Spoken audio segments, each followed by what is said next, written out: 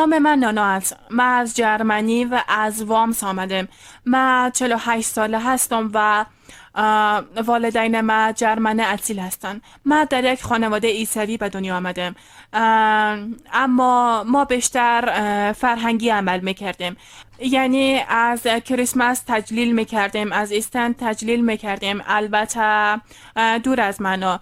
اما آنها به ما روش ها را یاد دادن و از آنها صداقت و درست بودن را یاد گرفتم.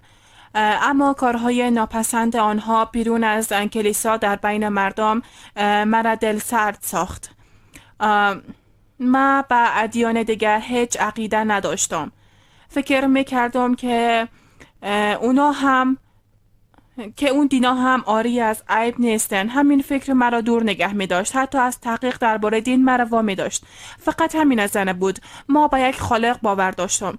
اولین رابطه ما با اسلام و مسلمان ها در جریان تحصیلات ثانویه ما برقرار شد. ما با یک خالق باور داشتم. اولین رابطه ما امر اونا اونجا برقرار شد. فرهنگ‌های مختلف در اونجا بود، اما همگیشان مسلمان بودن. اولین بار بود که با مسلمان ها در رابطه شدم و از اونها خوشم آمد. همین قسم شروع شد و یقینا مسلمان ها کوشش میکردند به من کتاب بدن، کوشش میکردند از من سوال کنند. از عمل اونا بدم نمی آمد. هیچ نظر نداشتم که اسلام خوب است یا بد. اون مردم را دوست داشتم. پس کتاب ها را میگرفتم و تشکری میکردم. کتاب ها را در قفسه خود میگذاشتم. سوار شدن موتورسیکل را دوست داشتم و همیشه در سرک‌ها گشت و گذار میکردم. اما واقعا نمیفهمم که مردم چه فکری میکنند که من چی را دوست دارم. یک روز باران ناگهان یک باران بسیار شدید بارید و در سرک‌ها آب بسیار جمع شد. میخواستم که عبور کنم و جایگاه خود برسم، اما آب بسیار قوی بود و مرا در اختیار خود گرفت و تا زانو غرق شده بودم. وقتی که دوباره به جرمنی آمدم فکر کردم که حالا شانس انجام یکان کار را دارم. پس قفسه خود باز کردم و کتاب ها را بیرون کردم. تمام کتاب ها را بیرون کردم. فقط کتاب های اسلامی نبود، چون نمیفهمیدم که کدام راه را برای انجام کارهای خود انتخاب کنم. درباره هندویسم، درباره بودیسم، درباره یهودیت، درباره عیسویت مطالعه کردم و هر دینی که حسی را ایجاد نمیکرد و موارد غیر منطقی را در اونا میدیدم کتاب را بسته میکردم. امونجا کتاب را بسته میکردم، کتاب را بسته کردم و در آخر فقط اسلام باقی ماند.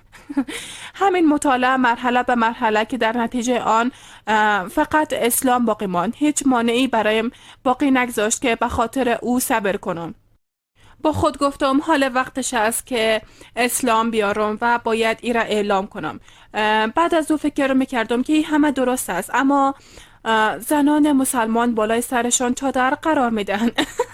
میگفتم این درست است، اما چطوری کار انجام بدم؟ واقعا تا حال به یادم است که چطور ای را در روبروی آینه تمرین میکردم. طرف راست سنجاق میزدم، طرف چپ. اما الله کمک میکنه. اگه شما این کار کنید و این مراحل را انجام بدهید، اگر بخواید و بدانید که این کار برای انجام دادن درست است، 100% به الله باور کنید. الله شما را راهنمایی خواهد کرد. فقط میخوایم بگویم که اولین بار وقتی که با چادر بیرون رفتم یقینا فکر میکردم که چطور معلوم میشم، اما حس میکردم که استوار شدم و قد چند سانتیم بلندتر شده و بسیار استوار شده بودم. مثلی که بله، غرور کلمه اشتباه است. یعنی هیچ اتفاقی نیفتاد. حتی اولین بار وقتی که نزد والدین خود رفتم، میفهمید اولین جمله مادرم چی بود؟ گفت میفهمی؟ ای به تو هیچ بد معلوم نمیشه. منظور مرا میفهمید؟ یعنی به الله باور کنید و یقینا آسان خواهد بود. شخصا در خود بسیار آرامش را یافتم. یعنی قبلا کسی بودم که بسیار زود دلخور می شدم. اگر کسی همراهیم برخلاف انتظارم خوب رویه نمی کرد، یعنی از مردم بسیار زیاد توقع داشتم. پس اگر خلاف انتظارم برخورد میکرد دلخور میشدم و میگفتم که هیچ گپ نداره. تو چی کار کردن میتونی که به زندگی دیگران دخالت میکنی؟ با او هیچ کار من ربطی نداشت. خصلت ما میخواهد تا عالی باشیم. یعنی هر چیز را مدیریت میکنیم تا آماده باشیم. عبادت میکنیم، هر چیز را در ذهن خود داریم. و اسلام نمیگه شما هر چیز را به یک بارگی در یک ثانیه انجام بدین. هر زمانی که وقت کردین مرحله به مرحله بیاموزید، فقط اسلام بیارید. قلبتان خواهد گفت که بله، امیر راه واقعی است که من میخواستم برم. من منتظر او بودم. افکار مردم اطراف خود را فراموش کنید. ناملایمات را از یاد ببرید و فقط اسلام بیارید.